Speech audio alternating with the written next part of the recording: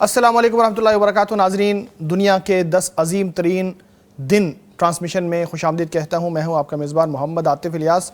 یہ بابرکت دن ہیں جن میں نیکیاں کرنا بہت اہم ہے اور بہت نیکی کا کام ہے، اور انہی دنوں میں اللہ تعالیٰ کا وہ عظیم عبادت کا کام جو مکہ مکرمہ میں اور اس کے ارد گرد ادا کیا جاتا ہے وہ شروع ہو جاتا ہے، اور الحمدللہ وہ شروع ہو چکا ہے.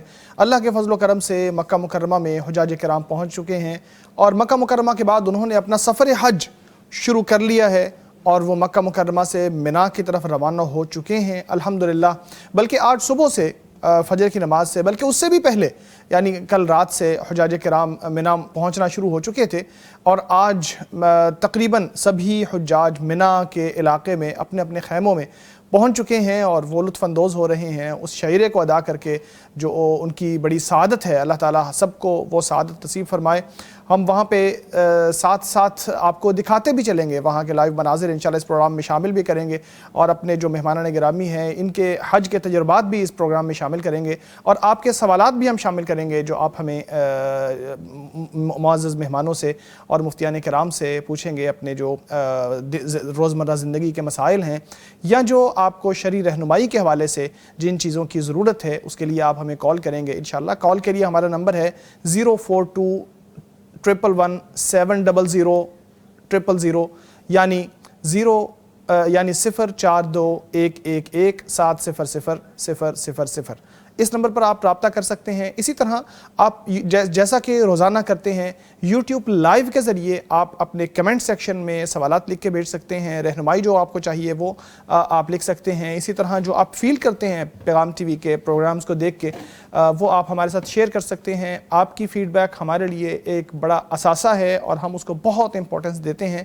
آپ ہی ہمارا اثاثہ ہیں. ہمارے ساتھ جڑے رہیے اور دیکھیے پیغام ٹی وی. ہمارے ساتھ جو آج معزز مہمان موجود ہیں میں آپ کے ساتھ ان کا تعارف کراتا چلوں. ہمارے ساتھ آج معزز استاذ الاساتذہ جامعہ سلفیہ فیصل آباد، تقریباً 30 سال سے وہاں تدریس کے فرائض سر انجام دے رہے ہیں. بہت سے علماء کرام اور طلباء علم نے ان سے فیض حاصل کیا اور اپنے اپنے میدان میں کام کر رہے ہیں، اور ان کے طلباء بھی ماشاءاللہ بہت سارے دین کے اساتذہ ہیں اور مختلف فیلڈز میں اپنا کام کر رہے ہیں. میری مراد ہے مولانا نجیب اللہ طارق صاحب. السلام علیکم ورحمۃ اللہ. وعلیکم السلام ورحمۃ اللہ وبرکاتہ. تشریف آوری کا بہت شکریہ. ہماری سعادت ہے اور خوش قسمتی ہے کہ آپ آج ہمارے ساتھ ہیں. آپ نے موقع دیا، لوگوں سے بات کر لیں گے انشاءاللہ. اللہ آپ کو خوش رکھے. میرے دوسرے مہمان ہیں جو روز ہی ہمارے ساتھ ہوتے ہیں. آپ ان سے بہت مانوس ہیں اور وہ آپ کے جو مسائل ہیں ان کا حل پیش کرتے ہیں. شاندار اور بھرپور شخصیت ہے. میری مراد ہے مولانا مفتی نعمان فاروقی صاحب.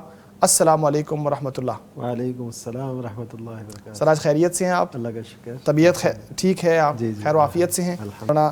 یہ فرمائیے گا کہ حج کی سعادت بہت سارے لوگ آج وہاں پہ حاصل کر رہے ہیں جو منا میں جمع ہو چکے ہیں، اکٹھے ہو گئے ہیں. یہ اللہ تعالیٰ کا وفد ہے جو وہاں پہ جمع ہو گئے ہیں. تو اس حوالے سے فرمائیے گا کہ حج اور کیسے لوگوں کا جمع ہونا اور یہ کیسی سعادت ہے جو لوگوں کو نصیب ہو رہی ہے.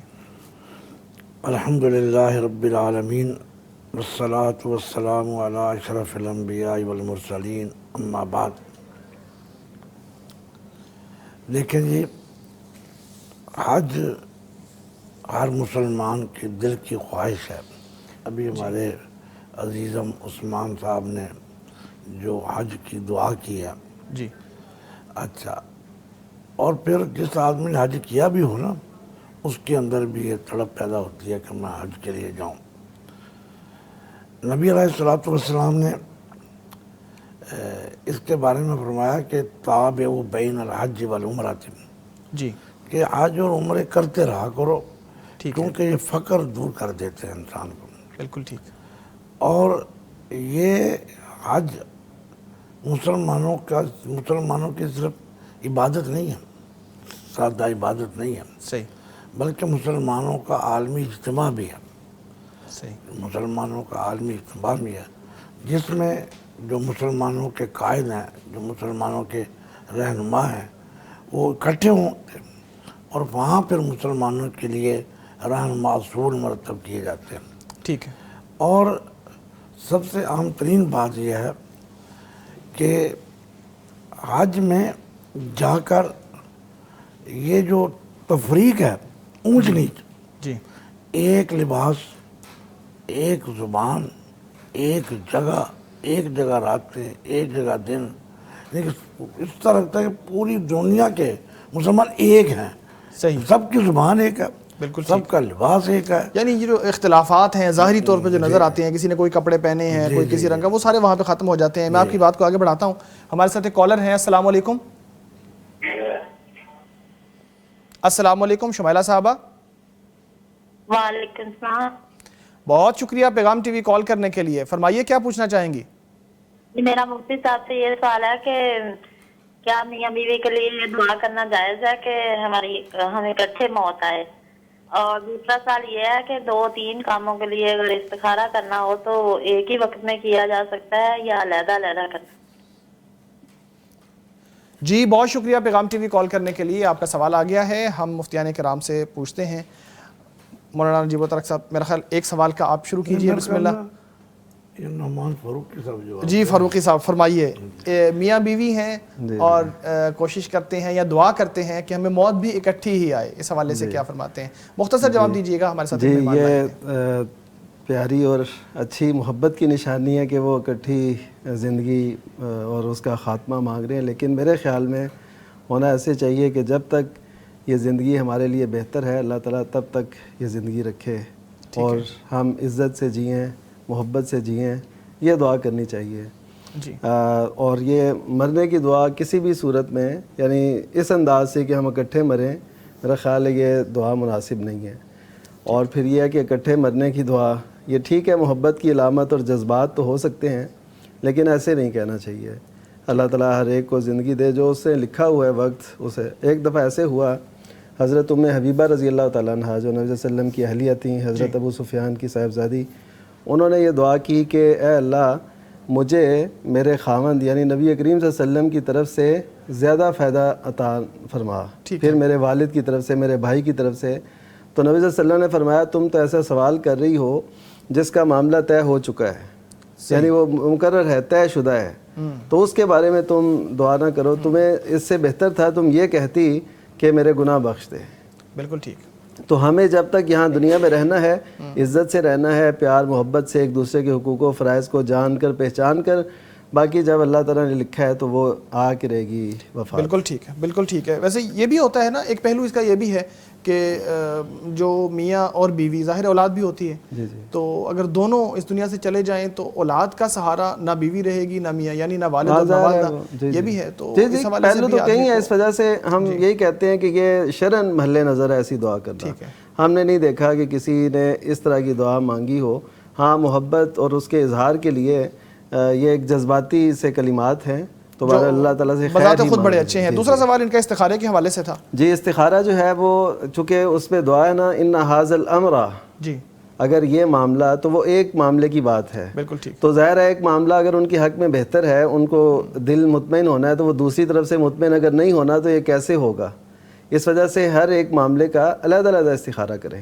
یعنی اگر بیک وقت 3-4 معاملات کا استخارہ کر رہے ہیں تو ان کے لیے الگ الگ دعا پڑھیں. نہیں, ایک استخارہ کیا نا ایک کام کے لیے, ٹھیک ہے, پھر بعد میں دوسرے کام کے لیے دوسرے دن یا پھر استخارہ کریں, اس کے بعد تیسرے کے لیے علیحدہ سے استخارہ کریں. اچھا, یعنی اگر زندگی میں شیخ 10 معاملات اہم چل رہے ہوں تو 10 کے لیے اکٹھے استخارہ نہیں کیا جا سکتا؟ جی وہ اصل میں ایسا ہے نا کہ ایک تو یہ ہے, دیکھیے دل کا اطمینان ہوتا ہے کسی چیز پر, وہ مثلا ایک چیز پہ ہو سکتا ہے نا اطمینان, دوسرے پہ وہ اللہ تعالیٰ نہیں چاہتے کہ ایسا ہو, اب اس کا اطمینان کیسے ہوگا.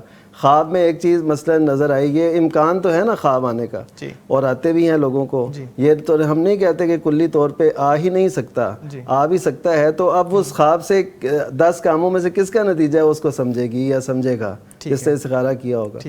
اس وجہ سے فیصلے میں کنفیوژن اور زیادہ بڑھ جائے گی. اس وجہ سے بہتر یہ ہے کہ استخارہ ایک کا کریں, اس کے بعد پھر دوسرے کا کریں, پھر تیسرے کا کریں. بہت شکریہ, بہت شکریہ. حافظ شفیق کاشف صاحب نے ہمیں جوائن کیا ہے, وہ مکہ مکرمہ میں موجود ہیں. السلام علیکم ورحمۃ اللہ. حافظ صاحب آپ میری آواز سن پا رہے ہیں؟ وعلیکم السلام ورحمۃ اللہ وبرکاتہ. اہلاً وسہلاً ومرحباً. ماشاءاللہ ہماری سعادت ہے کہ آپ ہمیں اس پروگرام میں جوائن کر رہے ہیں اور آپ آلریڈی مینا میں موجود ہیں. حج کے حوالے سے، عمرے کے حوالے سے، وہاں کے انتظامات کے حوالے سے بہت ساری باتیں ہم نے آپ سے کرنا ہے. اللہ کرے کہ آپ کا کنیکشن سٹیبل رہے اور ساری باتیں ہم آپ سے اچھی طرح کر پائیں. آپ بتائیے گا کہ کیا فیل کر رہے ہیں اور وہاں کے مناظر کیسے ہیں آپ کے سامنے جو نظر آ رہے ہیں؟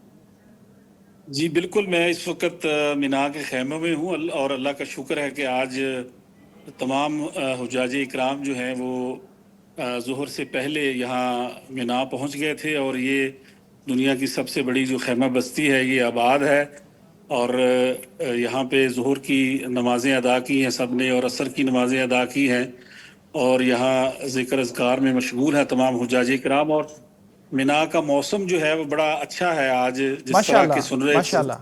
کہ بڑی سخت گرمی ہوگی، لیکن الحمدللہ جو ٹمپریچر تھا وہ 39-40 ہی رہا ہے، میکسیمم اس سے زیادہ نہیں ہوا. ٹھیک ہے. تو ابھی تک جو ہے الحمدللہ تمام جو معاملات ہیں وہ بڑے اچھے ہیں، بڑی خوش اسلوبی کے ساتھ یہ مرحلہ آج کا جو ہے انشاءاللہ طے ہو رہا ہے. صحیح. تو پھر انشاءاللہ اس کے بعد پھر عرفات کی روانگی کا جو ہے آپ صاحب یہ پروگرام شروع بتائیے گا کریں گے. کہ آپ سعودی گورنمنٹ کے جو انتظامات ہیں اس سال اور پچھلے سالوں میں آپ کیا ڈیفرنس دیکھتے ہیں؟ کیا نئی چیزیں اس سال میں آپ کو نظر آ رہی ہیں وہاں پہ؟ دیکھیں، اس سال جو فیصلہ کیا گیا یہ کہ حجاج کی تعداد کو کم رکھا جائے، اور جی. تاکہ جو باقی حجاج ہیں ان کو بہتر خدمات جو ہیں وہ فراہم کی جائیں، اور خصوصاً وہ لوگ جو بغیر کسی اجازت کے، بغیر کسی ویزے کے سعودی عرب میں اگر وہ موجود ہیں، مقیم ہیں، سعودی عرب کے کسی بھی شہر میں رہ رہے ہیں، اور وہ آپ کو پتہ ہے کافی عرصہ پہلے ہی یہاں مکہ پہنچ جاتے تھے اور پھر مشاعر مقدسہ میں ایسے ہی داخل ہو جاتے تھے غیر قانونی طور پہ، جی. اور پھر وہ ان گلیوں بازاروں میں خیمے لگاتے تھے اور یہاں پہ کھانے بھی پکاتے تھے، تو ان سب کو جو یہاں پہ اس دفعہ روکا گیا ہے. فی الحال جو ہے وہ لائن ڈسکنیکٹ ہو گئی ہے. آپ ہمیں دوبارہ جوائن کرتے ہیں تو پھر آپ سے مزید تفصیلات بھی لیتے ہیں. میں اپنے معزز مہمانوں کی طرف پھر سے چلتا ہوں. جو حج کے حوالے سے آپ فرما رہے تھے، اچھا یہ سعادت جو ہے یہ کیا ہمیں فوری طور پر حاصل کرنا چاہیے؟ جیسے ہی انسان کو موقع ملتا ہے حج کرنے کا تو کیا فوری طور پر لازمی ہے یا اس کے اندر آدمی آج کل کر سکتا ہے؟ دیکھیں، جو ہمارے 5 ارکان ہیں اسلام کے، جی. کلمہ شہادت تو پڑھ ہی لیا، جی. نماز تو ہے وہ فوراً پڑھنی ہے، روزے بھی فوراً رکھنے ہیں. حج کے بارے میں علماء نے لکھا ہے حضور کے ایک عمل سے. حج کہتے ہیں کہ 8 یا 9 کو فرض ہو گیا تھا. ٹھیک ہے. سن 8 ہجری یا 9 ہجری میں. جی. لیکن نبی علیہ السلام نے 9 کو حج نہیں کیا، بہت خوب. آپ نے 10 کو حج کیا. صحیح. تو اس سے بعض علماء نے یہ مسئلہ اخذ کیا ہے، چونکہ حج تو فرض ہو گیا تھا 9 کو، لیکن آپ نے اس سال حضرت ابوبکر صدیق کو بھیجا. تو اس سے پتہ چلتا ہے کہ حج جس طرح رمضان کو تاخیر نہیں کی جا سکتی نا، نماز کو تاخیر نہیں کی جا سکتی، حج میں تراخی بولتے ہیں ہمارے عربی میں ایک لفظ، وہ کہ تھوڑا سا ڈیلے کیا جاتا ہے. صحیح. لیکن بعض لوگ کہتے ہیں کہ نہیں، حج کو بھی فوراً کرنا ہے. وہ کہتے ہیں جو نبی علیہ السلام نے 1 سال ڈیلے کیا تھا وہ کس خاص مقصد کے لیے کیا تھا کہ وہ 1 سال پہلے حضرت ابوبکر صدیق رضی اللہ تعالیٰ عنہ کو کہہ کے آپ مشرکوں کے ساتھ حج نہیں کرنا چاہتے تھے، مشرکوں کے ساتھ، اس لیے آپ نے پہلے 9 تاریخ کو کہہ دیا کہ آج کے بعد مشرک نہیں حج کرے گا، برہنہ کوئی حج نہیں کرے گا. تو تاکہ آپ برہنہ لوگوں کے ساتھ حج نہیں کرنا چاہتے تھے، اس ایک خاص وجہ سے آپ نے لیٹ کیا. لیکن جو صحیح مسئلہ ہے وہ یہ ہے کہ حج تھوڑا سا لیٹ کیا جا سکتا ہے. ٹھیک ہے. یعنی جو آپ صلی اللہ علیہ وسلم کا یہ عمل ہے اس سے یہ استدلال بہرحال کیا جا سکتا ہے، اگرچہ بہتر یہ ہے کہ جب فرض ہو گیا تو فوری طور پہ ادا کر دیا جائے تاکہ اللہ تعالیٰ کے ہاں انسان جو ہے وہ قابل ملامت نہ ٹھہرے. ناظرین ایک چھوٹا سا وقفہ ہے، اس کے بعد حاضر ہوتے ہیں. السلام علیکم ورحمۃ اللہ وبرکاتہ. آپ کو پھر سے خوش آمدید کہتے ہیں دنیا کے 10 عظیم ترین دن کے پروگرام میں. ہمارے ساتھ موجود ہیں حافظ شفیق کاشف صاحب. آپ مینا میں اس وقت موجود ہیں اور حج کے حوالے سے بہت انفارمیشن رکھتے ہیں، اور اس حوالے سے انتظامات کے حوالے سے اور وہاں کی جو لائیو سچویشن ہے اس حوالے سے ہمیں آگاہ کریں گے. حافظ شفیق کاشف صاحب، آپ نے پھر سے ہمیں جوائن کیا ہے. بتائیے گا یہ جو آپ نے بتایا کہ وہاں پہ انتظامات اس حوالے سے بہت زیادہ سخت ہیں آج، کہ لوگ جو وہاں پہ موجود ہیں یا آ رہے ہیں صرف جن لوگوں کو اجازت ہے حج کرنے کی انہی کو الاؤ ہے، باقی لوگوں کے اوپر سختی ہو رہی ہے. اس حوالے سے کیا تفصیلات ہیں؟ جی بالکل ایسے ہی ہے. جی بالکل، ان لوگوں کو کسی صورت بھی آپ کو پتہ ہے کہ یہ پہلا سال تھا کہ جب یہاں پہ یکم ذی القعدہ سے بلکہ 25 شوال سے مکہ کو سیل کیا گیا تھا، اور 25 شوال کے بعد کسی کو بھی بغیر تصریح یا ویزا کے مکہ میں داخل ہونے کی اجازت نہیں دی گئی تھی.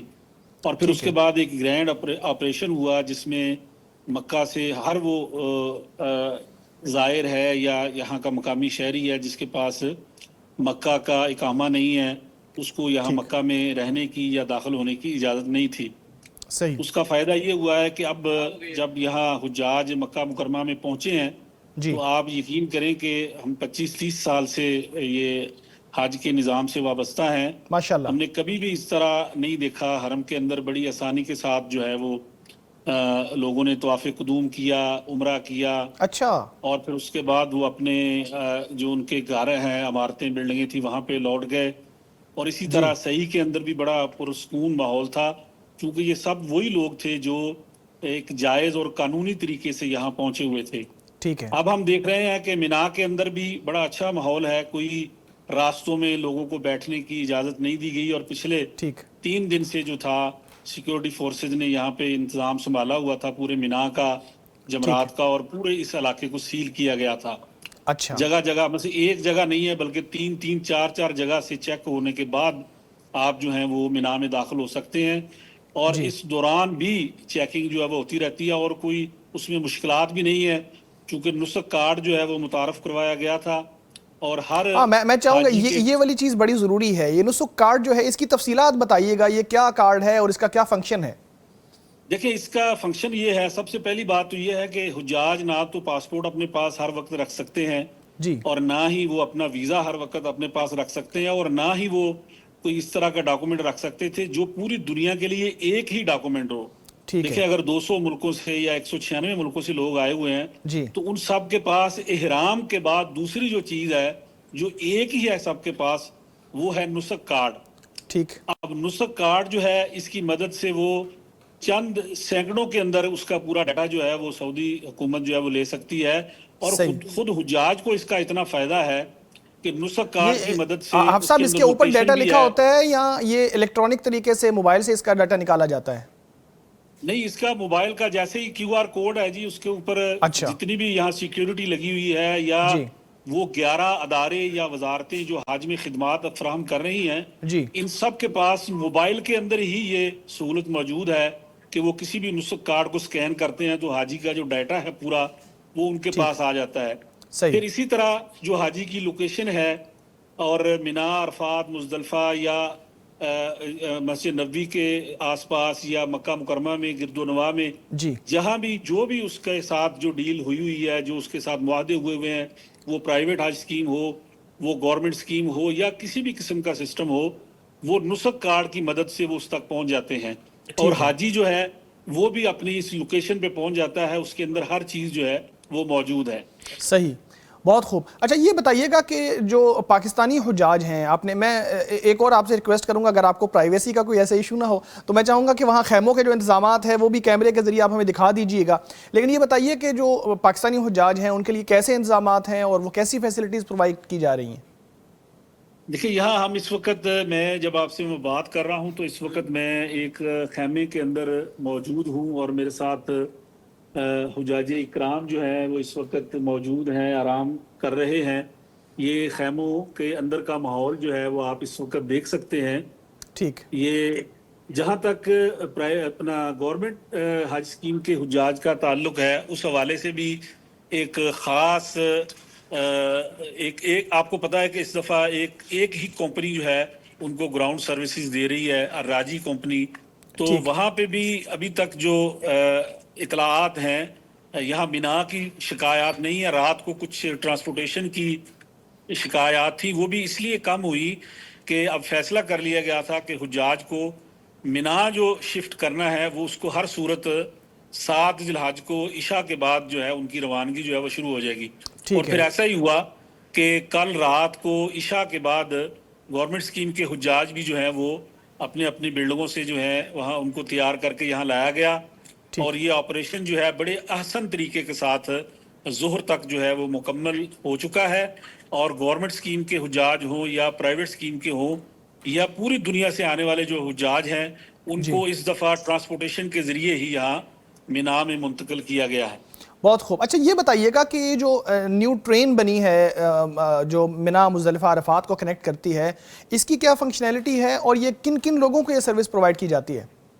دیکھیں جو مینا کی جو حرمین ٹرین یہاں پہ جو مینا عرفات مزدلفہ مشاعر کی جو ٹرین ہے جی اس کی کیپیسٹی چونکہ 3 سے 4 لاکھ حجاج کی ہے، ٹھیک، تو اس لیے پھر یہ فیصلہ ہر سال کیا جاتا ہے، یہ مختلف ممالک کو آفر کی جاتی ہے۔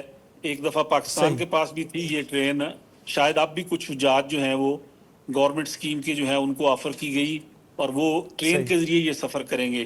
چونکہ اس کی کیپیسٹی اتنی زیادہ نہیں ہے اس لیے تمام حجاج کو جو ہے وہ ٹرین کے ذریعے سفر نہیں کروایا جا سکتا، لیکن اس سال یہ ایک اہم تبدیلی یہ ہوئی ہے کہ جدہ سے مکہ مکرمہ، مکہ مکرمہ سے مدینہ منورہ اور مدینہ منورہ سے مکہ مکرمہ واپسی کے لیے جو تھی یہ ٹرین جو ہے وہ حجاج کے لیے دستیاب تھی، اور بہت سے حجاج نے اور ہم نے خود بھی جو ہے وہ ٹرین کے ذریعے ہی سفر کیا ہے۔ ہم مدینہ منورہ سے مکہ مکرمہ آئے ہیں تو یہ ہمارا 2 گھنٹے کا سفر تھا جو ہم نے کیا ہے۔ اچھا یعنی مکہ مکرمہ سے مدینہ منورہ کا یا مدینہ سے مکہ کا ٹوٹل سفر جو ہے وہ صرف 2 گھنٹوں کے اندر آپ نے صرف 2 گھنٹے کا ہے، اور 300 کلومیٹر کی سپیڈ سے یہ حرمین ایکسپریس ٹرین چلتی ہے، اور بڑی سہولت کے ساتھ جو حجاج ہیں وہ اب اس سے منتقل ہو رہے ہیں الحمدللہ۔ اب صاحب یہ بتائیے گا کہ جو حرمین کی ٹرین ہے یعنی مکہ اور مدینہ کی جو ٹرین ہے، اس حوالے سے نئی جو اطلاعات آ رہی ہیں، جو خبریں آ رہی ہیں کہ اس کو مزید امپروو کرنے کے کوئی پلانز چل رہے ہیں اور یہ 1 گھنٹے کا سفر رہ جائے گا یا شاید اس سے بھی کم، کیا اس میں کوئی حقیقت ہے؟ دیکھیں بالکل اس میں حقیقت ہے، اور اس لحاظ سے آپ کو پتہ ہے کہ آئندہ آنے والے سالوں میں حجاج اکرام جب جدہ پہنچیں گے تو جدہ سے پھر وہ حرمین ٹرین کے ذریعے ہی مکہ مکرمہ پہنچیں گے، اور اسی طرح باقی جو سفر ہے وہ ٹرین کے ذریعے ہی کریں گے۔ ٹھیک ہے ٹھیک ہے۔ یہ بتائیے گا کہ وہاں پہ جو حجاج کرام ہیں ان میں سے بھی بہت سارے لوگ آپ کو اس وقت دیکھ رہے ہوں گے اور غیر حاجی بھی آپ کو دیکھ رہے ہوں گے، کوئی خصوصی ہدایات یا کچھ ایسی چیزیں جو آپ لازمی طور پر منظر عام پر لانا چاہتے ہوں پیغام ٹی وی کے توسط سے، تو آپ فرمائیے گا۔ دیکھیں میں یہی پیغام دینا چاہتا ہوں جو ہمارے حجاج اکرام اس وقت دنیا میں دیکھ رہے ہوں گے، جو یہاں پہ موجود ہیں اس وقت مشاعر مقدسہ میں یا پاکستان میں یا دنیا میں دیکھ رہے ہیں ہمیں آپ کے توسط سے، کہ دیکھیں سعودی حکومت کی جو تعلیمات ہیں، جو ہدایات ہیں اس حوالے سے عازمین حج کے لیے، وہ سب سے بہتر جو ہیں اور تازہ ترین معلومات ہیں۔ آپ دیکھیں اس وقت مینا میں ہیں تو 4 ہیلی کاپٹر جو ہیں وہ 24 گھنٹے مینا کی جو ہے نگرانی کر رہے ہیں اور وہ اطلاعات بھی پہنچا رہے ہیں، اور پھر اس دفعہ چونکہ آپ کو پتہ ہے کہ اے آئی کا استعمال ہے سارا، اور ڈرونز کے استعمال ہے، ڈرونز کے استعمال سے اب جتنا بھی ہجوم ہے اس کا دباؤ ہے، کہاں پہ ہے کہاں پہ نہیں ہے، یہ ساری چیزیں جو ہیں اے آئی کی مدد سے کی جا رہی ہیں۔ اچھا اب صاحب میں نے ایک ویڈیو دیکھی تھی جس کے اندر وہ سینکڑوں کی تعداد میں ڈرونز ہیں اور بسم اللہ پڑھ کے وہ اس کو شروع کر رہے ہیں، آپ ان کی بات کر رہے ہیں، کیا چیزیں ہیں یہ؟ دیکھیں اس میں ابھی دیکھیں نا جتنے بھی جو سیکیورٹی فورسز کے پاس بھی ڈرونز ہیں، محکمہ صحت کے پاس بھی ڈرونز ہیں، جو وہ باقاعدہ انہوں نے ایک ایسا سکریننگ کیپسول جو ہے وہ متعارف کروایا محکمہ صحت نے، جو ڈرون کی مدد سے کام کرتا ہے، اے آئی کی مدد سے کام کر رہا ہے، اور 6 منٹ کے اندر جو ہے وہ حجاج کی 25 قسم کی امراض جو ہے اس کی شناخت کر لیتا ہے، اور 400 جو ہاسپٹل ہیں ان کے ساتھ اس کا لنک ہے، جو اس کے ساتھ مشاورت کر کے اس کے علاج کو جو ہے وہ اس کی تشخیص کرتا ہے۔ تو میں یہ سمجھتا ہوں کہ جتنا کام ان لوگوں نے کیا ہے ہمیں چاہیے کہ ہم اس سے استفادہ کریں، ان کے اوپر اعتماد کریں، ان کی جو تعلیمات ہیں، ان کی جو ہدایات ہیں اس کے اوپر سختی سے عمل کریں، تو میں یہ سمجھتا ہوں کہ ہم اپنے سفر کو آسان بنا سکتے ہیں۔ آپ صاحب بہت شکریہ، آپ نے ہمیں جوائن کیا، ہمیں بہت زیادہ سعادت مند محسوس ہوا اپنا آپ کے آپ نے ہمیں جوائن کیا ہے اور وہاں کی جو لائیو صورتحال ہے وہ ہمیں دکھائی ہے۔ جزاک اللہ خیر، بہت شکریہ جوائن کرنے کے لیے۔ جزاکم اللہ خیر، بہت شکریہ جی۔ مولانا میں آپ کی طرف آؤں گا، دیکھیے دیکھ کے دل میں جو ہے وہ تڑپ پیدا ہوتی ہے، امیدیں پیدا ہوتی ہیں کہ اللہ تعالیٰ سب کو بلائے، اور قرب الہی کا کیسا شاندار ذریعہ ہے۔ باتیں سن کے تو خواب نظر آ رہا ہے، جب ہم نے حج کیے تھے آج سے 40 سال پہلے اور آج کا حج، زمین و آسمان کا فرق ہے۔ پانی نہیں ملتا تھا اور اتنا رش ہوتا تھا، اب وہ جو چیزیں بتا رہے ہیں یہ تو سن کے حیرانگی ہو رہی ہے ٹھیک ہے. کہ کس طرح انتظامات کیے انہوں نے. دن بدن حج کے معاملے میں ترقی ہوتی جا رہی ہے. یہ فرمائیے گا، یہ حج قرب الہی کا، چونکہ ہم نے آج قرب الہی کے حوالے سے بھی خاصی گفتگو کرنا ہے، تو قرب الہی کا اور حج کا باہمی تعلق کیا ہے؟ دیکھیں جی، جہاں وہ بیت اللہ جو ہے اللہ کے گھر میں چلے گئے، اب اس سے زیادہ قریب کیا ہونا جی. اللہ اکبر، بہت بیت اللہ جو ہے، اور پھر حضرت ابراہیم کی جو اذان تھی، وَأَذِّن فِي النَّاسِ بِالْحَجِّ یَأْتُوکَ رِجَالًا وَعَلَىٰ كُلِّ ضَامِرٍ یَأْتِینَ مِنْ كُلِّ فَجٍّ عَمِیقٍ، کہ لوگ کشاں کشاں چلے آ رہے ہیں وہاں، کشاں کشاں چلے آ رہے ہیں. اور پھر وہاں آپ دیکھیں کہ قرب الہی کا اب جو لبیک ہے، یہ لبیک اللہم لبیک، کہ اس سے قریب تک میں یا اللہ میں حاضر ہو گیا ہوں. کیا بات ہے، میں حاضر ہو گیا ہوں. اور پھر سب سے بڑی بات ہے کہ آپ اگر دل کے اندر کوئی خدا نخواستہ مہر نہ لگی ہو، لیکن بیت اللہ میں جا کر ایک ایسی روحانی تسکین ہوتی ہے کہ آدمی جس طرح وہ کیفیت نہیں، ان تعبد اللہ کانک تراہ، کانک تراہ، جیسے تم اس کو دیکھ رہے ہو. کیسے دیکھ رہے، وہ کیفیت پیدا ہوتی ہے. میں نے دیکھا لوگوں کو بچوں کی طرح بلک بلک کے رو رہے ہوتے ہیں. بالکل ایسے ہی ہے، اچھا، بالکل ایسے ہی. جب بیت اللہ کو دیکھتے ہیں نا، جی، میں نے لوگوں کو دھاڑے مار کے روتے ہوئے دیکھا. وہ اس طرح سمجھا ہم اللہ کے ساتھ ملاقات کر رہے ہیں.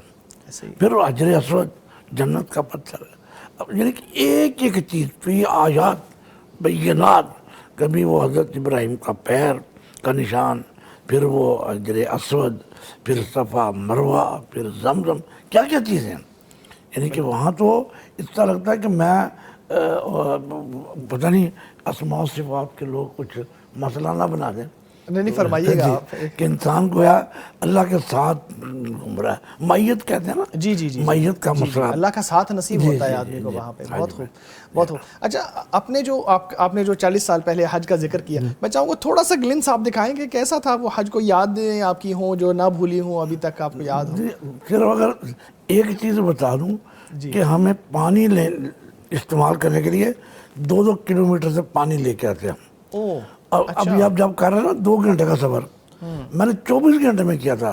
مدینہ منورہ سے حج سے جب ہم فارغ ہوئے ہیں تو جب مدینہ یونیورسٹی میں 24 گھنٹے میں پہنچے تھے ہم. اچھا مولانا، یہ اس وقت گاڑیاں نہیں ہوتی تھیں؟ گاڑیاں تھیں لیکن سڑک چھوٹی تھی، ٹریفک جام ہو جاتی. اچھا اچھا اچھا. یعنی کہ ایک دفعہ عرفات سے مینا تک 6 گھنٹے لگے، حتیٰ کہ ٹریفک جام ہوگی، ڈیزل کی بدبو، مطلب وہ اس کا آپ تصور نہیں کر سکتے جتنی اس وقت کی سختیاں تھیں. یعنی میں مطلب پانی لینے کی 2 کلومیٹر جانا پڑتا تھا ہمیں. پھر پانی لے کے آتے، پھر ظاہر بات ہم طلباء اپنا خیمے لگاتے تھے. پھر اس میں آپ کو پتہ ہی ہے کہ یار میں پانی لے آؤ، تم پانی لے کے آؤ، تم نے پانی زیادہ خرچ کر دیا، تم نے پانی زیادہ خرچ کر دیا. تو وہ پھر اس کے علاوہ جو راستے کی مشکلات تھیں، راستے کی مشکلات، اس میں یہ تھا کہ لوگوں نے خیمے رسیوں کے ساتھ باندھے ہوتے تھے اور چلنا مشکل ہوتا تھا. رسیاں یہ مینا مزدلفہ عرفات کی بات کر رہے ہیں؟ مینا کی. مینا. اچھا، عرفات میں تو اس وقت کچھ بھی نہیں تھا نا. اچھا، وہ چٹیل میدان تھا. اب تو درخت لگ گیا نا. اس وقت درخت بھی نہیں ہوتے؟ نہیں، درخت کہاں، کچھ بھی نہیں تھا. ضیاء الحق نے اللہ تعالیٰ اس کو جنت نصیب کرے، اس نے یہ درخت لگوائے تھے. تو اب تو خیر بڑے ہو گئے ہیں. یعنی کہ میں نے پورا عرفات ایک بس کے نیچے بیٹھ کے گزارا کیا تھا. سایہ نہیں تھا نا، تو بس کھڑی تھی، میں اس کے نیچے بیٹھ گیا اور وہیں بیٹھ کے گزارا کیا. اللہ تعالیٰ جزائے خیر عطا فرمائے ان لوگوں کو جنہوں نے یہ ساری سہولتیں پرووائڈ کی ہیں، اور دن بدن ہمیں حج میں ترقیاں اور سکون اور سہولتیں نظر آتی ہیں. بہت شکریہ آپ کا عثمان صاحب، آپ ہمیں اس پروگرام میں آپ نے جوائن کیا ہے. ہم جاتے ہیں ایک بریک پہ ناظرین، اس کے بعد بریک کے بعد پھر سے حاضر ہوں گے. مقدس فضاؤں میں گم ہوں میں، جنت کی ٹھنڈی ہواؤں میں گم ہوں. ویلکم بیک ناظرین. وقفے کے دوران ہمارے معزز مفتی صاحب نے جو ہمارے ساتھ روزانہ اس پروگرام میں موجود ہوتے ہیں، انہوں نے ہمیں جوائن کیا ہے. آپ مترجم قرآن ہیں اور آپ ممبر پیغام فتویٰ کونسل ہیں، اور آپ جید عالم دین ہیں، اور ایک عرصہ دراز سے دینی علوم کی تدریس بھی کر رہے ہیں. میری مراد ہیں مولانا مفتی عبدالولی خان صاحب، السلام علیکم ورحمۃ اللہ وبرکاتہ. آپ کو خوش آمدید کہتے ہیں پروگرام میں. بہت شکریہ آج پھر ہمیں جوائن کرنے کے لیے. مولانا میں آپ سے گفتگو کا پھر سے آغاز کرتا ہوں. جو اللہ تعالیٰ کے قرب کی علامات ہیں ان میں کون سی ایسی نمایاں علامت ہے کہ جس کو حاصل کرنے کے لیے انسان کو کوشش کرنی چاہیے؟ دیکھیں فرائض کے بعد جو سب سے اللہ کا قرب حاصل کرنا نوافل ہے. ٹھیک ہے. نوافل کے ساتھ بلکہ وہ ایک روایت بھی آتی ہے کہ جو بندہ نوافل کے ذریعے اللہ کا قرب حاصل کرتا ہے اس کے لیے ایک ایسی حدیث ہے جو میرے خیال میں نے اور نہیں پڑھی. ٹھیک ہے. اللہ تعالیٰ فرماتے ہیں میں اس کا ہاتھ بن جاتا ہوں، میں اس کا آنکھ بن جاتا ہوں، میں اس کا پاؤں بن جاتا ہوں. لیکن اللہ حدیث کے الفاظ تو یہی ہیں، میں اس کا ہاتھ بن جاتا ہوں، میں اس کا پاؤں بن جاتا ہوں. اب ظاہر بات ہے اس کے بارے میں کچھ نہ کچھ تو ہمیں سننے والوں کو بتانا ہوگا نا. ٹھیک ہے. اس کی اہل علم نے جو اس کی تشریح اور وضاحت وہ فرمائی کہتے ہے ہیں کہ اس کے ہاتھ سے جو کام ہوگا وہ اللہ کی رضا کا ہوگا. ٹھیک ہے. اس کے پاؤں جو چلیں گے وہ اللہ کی رضا کے لیے چلیں گے. ٹھیک ہے. پھر تلاوت کلام پاک ہے، سجدے ہیں، یہ سارے اللہ تبارک و تعالیٰ کی قرب جو ہے. بلکہ سب سے زیادہ قریب بندہ جو ہوتا ہے نا وہ سجدے کی حالت میں اللہ کے قریب ہوتا ہے، سجدے کی حالت میں. اور پھر اللہ تبارک و تعالیٰ نے قرآن پاک میں بھی جو فرمایا یا ایھا المزمل قم اللیل الا قلیلا نصفہ و منکم. لیکن نماز جو ہے یہ سب سے زیادہ جو یعنی قیام اللیل بھی نماز ہی کا حصہ ہے. اس میں دیکھیں نا کہ وہ کہتے ہیں انت عبد اللہ کا انک تراہ. پھر نماز میں اللہ تعالیٰ سے قربنا نجیہ کہ وہ سرگوشیاں کرتا ہے اللہ تبارک و تعالیٰ کے ساتھ. نماز سب سے زیادہ قرب. اور نماز میں جو سجدہ ہے یہ سب سے زیادہ، اس لیے حضور نے فرمایا کہ زیادہ سے زیادہ دعائیں سجدے میں کرو کیونکہ اللہ قریب ہے. تو اللہ نحن اقرب الیہ من حبل الورید ہے، لیکن جو سجدے میں ہے نا وہ انسان قریب ترین حالت میں ہے اللہ تعالیٰ کے. تو قرب الہی پانے کے لیے زیادہ سجدے کرنے چاہیے انسان. سجدے اور نفلی سجدے بلکہ. ٹھیک ہے. اس میں اللہ تعالیٰ کا قرب بہت زیادہ حاصل ہوتا ہے جب آدمی سجدے میں پڑ جاتا ہے. یعنی کہ گویا کہ انسان سرنڈر ہو گیا نا. اب تو سرنڈر ہو گیا اللہ کے سامنے، سجدہ ریز ہو گیا. نہ آپ کو بندہ رہا نہ آپ کو بندہ نواز. بالکل ٹھیک. آ گیا لڑائی میں گر وقت نماز قبلہ ہو کے کھڑی ہوئی قوم حجاز. بالکل ایسا نہ آپ کو بندہ رہا نہ آپ کو بندہ نواز. بہت خوب. جو ناظرین کے جو سوالات آئے ہیں یوٹیوب کے ذریعے ان کو بھی ہم اپنے پروگرام میں شامل کر لیتے ہیں. فرما رہے ہیں کیا جوانی کی توبہ بھی ایسے ہی قبول ہوتی ہے جیسے بڑھاپے کی عمر میں؟ جیسے بڑھاپے کی عمر میں کوئی معافی مانگے تو اللہ اس کو خالی ہاتھ نہیں لوٹاتا. جی ایسا ہے کہ جو انہوں نے بات کی اس حدیث کی طرف اشارہ ہے ان کے سوال میں کہ اللہ تعالیٰ سفید بالوں کی حیا کرتا ہے اور ان کی وہ دعائیں قبول کرتا ہے، خالی واپس نہیں لوٹاتا. لیکن حقیقت یہ ہے کہ یہ جو جوانی کے عالم میں توبہ کرنا ہے یہ اس سے بھی زیادہ پسندیدہ عمل ہے. صحیح. اس کی وجہ کیا ہے کہ دیکھیے جوانی میں اور بہت سی مصروفیات، بہت سے جو ہے نا اہداف، بہت سے اپنے اندر خواہشات، اب ان کو بندہ پیچھے کر کے اگر توبہ کی طرف آتا ہے تو یہ تو اچھا ہے نا، زیادہ بہتر. یہ زیادہ بہتر ہے. ٹھیک ہے. وہ جو حدیث مبارکہ میں اشارہ ہے نا شاب نشأ فی عبادت اللہ، تو اس سے بھی یہ نکلتا ہے وہ چلیں توبہ کی صرف بات نہیں ہے، وہ تو عبادت کی بات ہے کہ ایک نوجوان جو جوانی کے عالم میں عبادت ہی اس کا اوڑھنا بچھونا، بالکل ٹھیک، اسی سے وہ جی رہا ہے اور عبادت کے اپنی جوانی سے اللہ کے دین، اللہ کے قرب کی راہیں تلاش کر رہا ہے، تو یہ بہت بڑی نیکی ہے. تو اسی میں توبہ بھی آ جاتی ہے. اور جوانی کے عالم میں جیسے وہ کہا جاتا ہے کہ در جوانی توبہ کردن شیوہ پیغمبری، کیا بات، وقت پیری گرگ ظالم می شود پرہیزگار، کہ جوانی کے عالم میں جو توبہ کرنا ہے یہ پیغمبری شیوا ہے. بہت اعلیٰ. تو جب بڑھاپا ہوتا ہے اس میں تو جو ظالم بھیڑیا ہوتا ہے وہ بھی توبہ کی طرف مائل ہو جاتا ہے. لیکن حدیث کے اندر جو بات آئی ہے، لیکن یہ میں شیئر کیا، لیکن حقیقت یہ ہے کہ اللہ تعالیٰ اس وقت تک بندے کی توبہ قبول فرماتے ہیں جب تک اس کی جان نکل کے حلق تک نہ آ جائے. بالکل ٹھیک. یہ فرمائیے گا کہ حدیث کے اندر کوئی بڑھاپے کا ذکر آیا ہے ویسے، یعنی جو جس حدیث کا ریفرنس دے رہے ہیں کہ ان اللہ یستحی من عبدہ اذا رفع کف الضراعۃ الیہ ان یردها صفرا، تو اس میں بڑھاپے کے ساتھ کوئی لنک ہے؟ نہیں، یہ حدیث وہ نہیں ہے. اچھا، اس کے اندر اس کے علاوہ دوسری حدیث کی طرف دوسری اشارہ حدیث ہے جس میں وہ ہوتا ہے نا سفید بالوں کا تذکرہ ہے کہ اللہ تعالیٰ حیا کرتا ہے سفید بالوں کی وجہ سے. اچھا، تو وہ ایک علیحدہ حدیث ہے، تو اس کی طرف اشارہ ہے.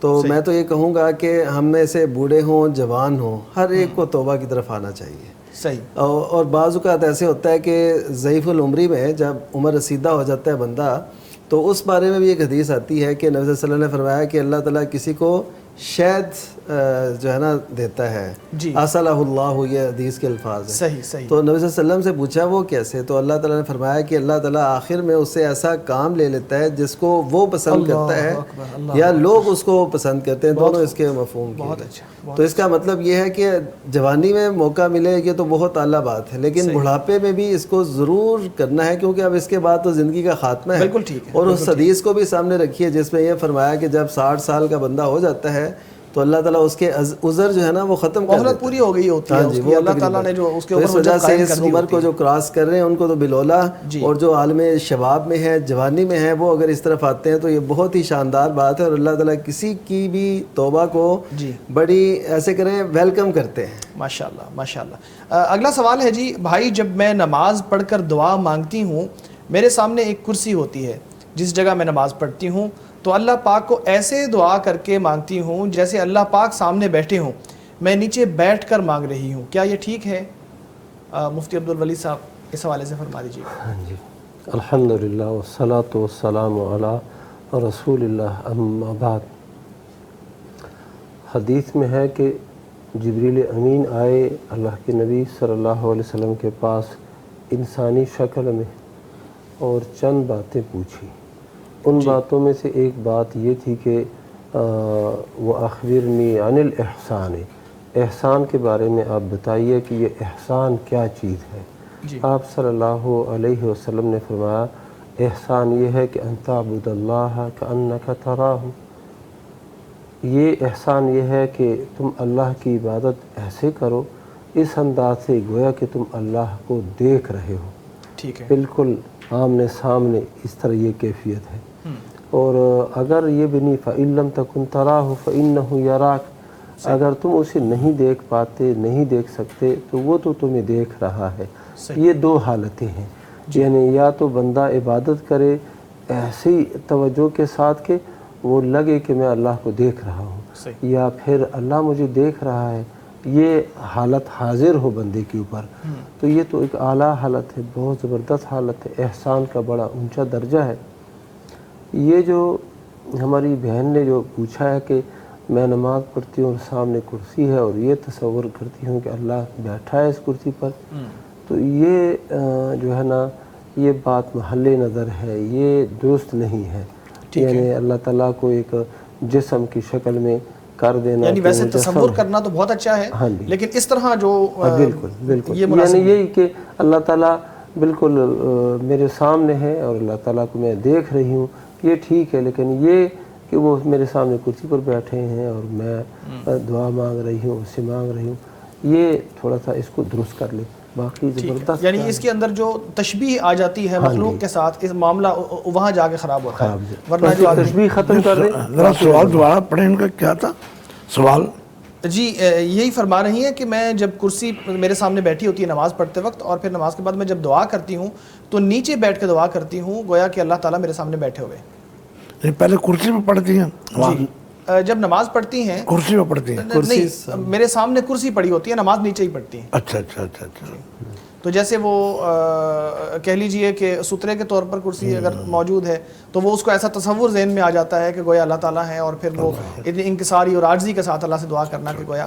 آپ فرمائیے اس حوالے سے کچھ فرمانا. نہیں، میں سمجھا کہ وہ پہلے کرسی میں پڑھ رہی تھی نماز، دعا مانگنے کے لیے نیچے بیٹھ گئی.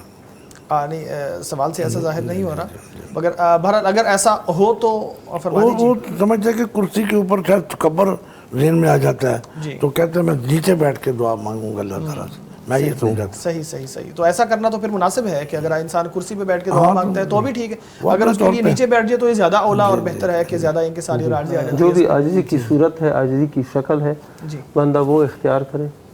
تو تضرع نا, تضرع عملی بھی ہے اور اسی طرح ظاہری بھی ہے. بندہ ظاہری شکل بھی رونے والا بنائے, اگر رو نہیں سکتا رونے کی شکل بنائے, رونے کی شکل بنائے. بہت خوب بہت خوب. اچھا, ہمارے ساتھ اور بھی سوالات ہیں یوٹیوب پہ ہمیں موصول ہوئے ہیں. فرماتے ہیں کہ السلام علیکم ورحمۃ اللہ وبرکاتہ, وطر کے بعد سبحان الملک القدوس اور رب الملائکۃ والروح پڑھنے کا طریقہ بتا دیجئے پلیز. مفتی عبدالولی صاحب فرمائیے گا. وہ یہی طریقہ ہے کہ بندہ 3 دفعہ یہ پڑھے گا نا, سبحان الملک القدوس, سبحان الملک القدوس, سبحان الملک القدوس. یہ جو تیسری مرتبہ ہے اس میں آواز کو بلند کرے گا. اچھا بس یہی صحیح. تو اس حوالے سے آپ رب الملائکۃ والروح, اس کا اضافہ جو ہے نا میرے علم میں نہیں ہے کہ ثابت ہو. صحیح, جزاک اللہ خیر. مولانا یہ بتائیے گا کہ جیسے آپ نے فرمایا کہ قرب الہی جو ہے وہ سجدے کے اندر انسان سب سے زیادہ اللہ تبارک و تعالیٰ سے قرب حاصل کرتا ہے, لیکن یہ جو دنیاوی لذتیں ہیں یہ انسان کو قرب الہی سے ہٹا دیتی ہیں. اکثر آدمی جو ہے وہ اس کو لذت زیادہ محسوس ہو رہی ہوتی ہے دنیا کے اندر لگنے میں, خواہشات پرستی میں, جو انسان کو چیزیں اچھی لگتی ہیں, نماز کے اندر اتنا دل نہیں لگتا. اچھا, کیا علاج ہے اس چیز کا؟ کیسے انسان یہ فیل کرے کہ نہیں مجھے عبادت کی طرف جانا چاہیے, وہاں لذت مجھے ملے گی؟ وہ حدیث ہمارے سامنے, اس کو ذکر کثیر حازم اللذات, اللہ جو ہے نا لذتوں کو توڑنے والی چیز جو ہے نا وہ ہے موت. جی. تو جو قبرستان کی زیارت ہے نا یہ انسان کی لذتوں کو توڑتی ہے. اور میرے خیال میں جب آدمی قبرستان کی زیارت کرتا ہے نا یہ بھی ایک قرب الہی کا ذریعہ بن جاتی ہے, کیونکہ دنیاوی لذتیں ٹوٹ جاتی ہیں اور پھر آخری لذت جو ہو جاتی ہے اللہم لا عیش الا عیش الاخرہ, یہ والی جو حدیث ہے. اور پھر اس کے علاوہ میرے خیال میں اللہ کا ذکر جو ہے نا وَلَا ذِكْرُ اللَّهِ اکبر, وَلَا ذِكْرُ اللہ اکبر. پھر اگر قرآن شعور کے ساتھ پڑھا جائے, قرآن شعور کے ساتھ تلاوت کی جائے اور یہ سوچے کہ میں اللہ میرے ساتھ باتیں کر رہا ہے, یہ قرآن اللہ ہمارے ساتھ ہی باتیں کر رہا ہے نا, میرے مسائل کے اوپر اللہ تعالیٰ ڈسکس کر رہا ہے کہ میں نے کیا کرنا ہے, یہ کرنا ہے, وہ کرنا ہے, کہ اللہ تعالیٰ مجھے کچھ ہدایات دے رہا ہے. تو یہ جب انسان کے ذہن میں ہو جاتا ہے نا, تو یہ میرے اور رب کے درمیان یہ حبل اللہ المتین کا ہے نا, اس کو ابھی تو شاید لوگ اس کو ضعیف قرار دے دیں, لیکن حبل اللہ المتین ہے یہ جو واعتصموا بحبل اللہ جمیعا. یہ قرب الہی کا, جیسے پہلے نماز کا ذکر کیا, یہ جو قرآن کی تلاوت ہے, قرآن کے ساتھ شغف ہے, یہ بالکل اس طرح ہو جاتا ہے کہ میں اللہ کے ساتھ باتیں کر رہا ہوں. یہ اللہ مجھے اللہ کہہ رہا ہے یہ کر لو, یہ کر لو, اب اس طرح کر لو, اب اس طرح چلے جاؤ, اب اٹھ جاؤ, اب مسجد میں چلے جاؤ, اب ماں باپ کی خدمت کرنی شروع کرو, اب پڑوسی. یہ ساری چیزیں پوری قرآن کے اندر چلی جاتی ہیں, صبح سے لے کر شام تک. پوری زندگی کا ایک لمحہ, بچپن ہو, جوانی ہو, اس سورہ حدید کی جو آخریت انما الحیات لعب ولہو وتفاخر, یہ پوری چیز جو ہے نا ایک دم اللہ تبارک و تعالیٰ کے قرب کا ذریعہ بن جاتا ہے. قرآن پاک کی تلاوت, لیکن شعوری تلاوت. بہت شکریہ, آپ نے بہت اچھی رہنمائی فرمائی. ناظرین, یہاں ہمیں لینا ہے ایک چھوٹا سا وقفہ, وقفے کے بعد حاضر ہوتے ہیں. لبیک اللہم دس فضاؤں میں گم ہوں, میں جنت کی ٹھنڈی ہواؤں میں گم ہوں. ویلکم بیک ناظرین. حج کے ایام شروع ہو چکے ہیں, منا میں حجاج کرام پہنچ چکے ہیں اور تیاری ہے عرفات جانے کے لیے. جیسے ہی فجر کی نماز کل ہو جائے گی تو حجاج کرام منا سے عرفات کی طرف چل پڑیں گے, اور وہ بڑا اجتماع جو حج کا ہے, جس کو حج کا مین رکن یا بنیادی حصہ قرار دیا گیا ہے, وہ انشاءاللہ کل ہوگا. وہاں عظیم اور شاندار خطبہ جو حج کا خطبہ ہوتا ہے وہ بھی وہاں پہ دیا جائے گا.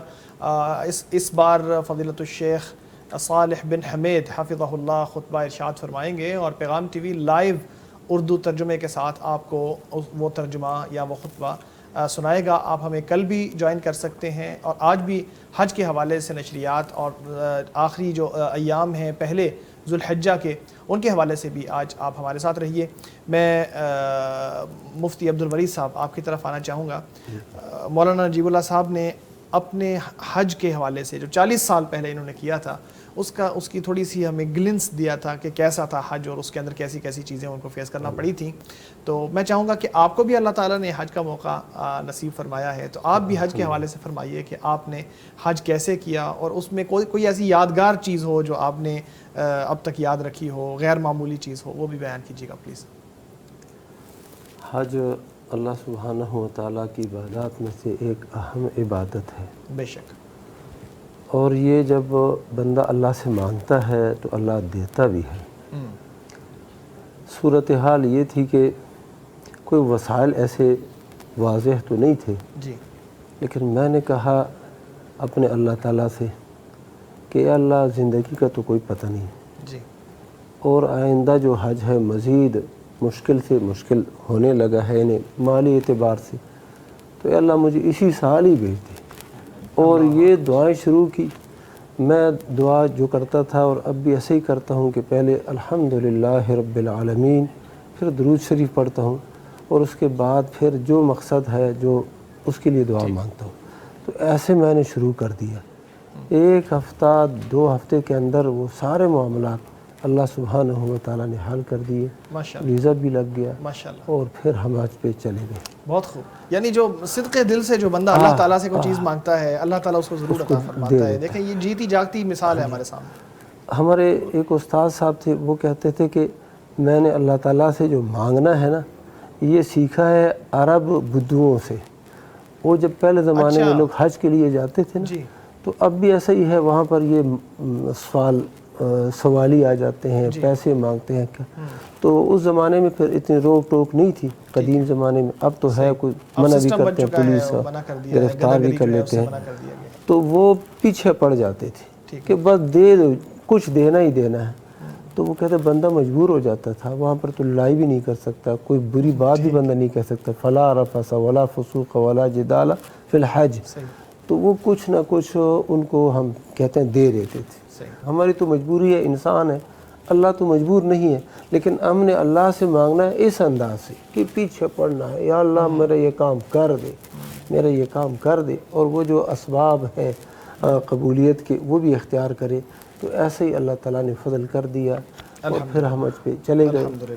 جو حج کی اور بھی رداد آپ سے سنتے ہیں. میں چاہوں گا مولانا نجیب اللہ طارق صاحب, آپ یہ فرمائیے گا کہ حج میں موقع بہت ہوتا ہے انسان کے پاس عبادت کرنے کا, تو اللہ کا قرب حاصل کرنے کے لیے کون کون سے کام حج کے دوران بھی کیے جا سکتے ہیں جو بہترین ہیں, تاکہ اللہ تعالیٰ انسان سے جو ہے نا وہ قریب تر ہو جائے اور معاف فرما دے.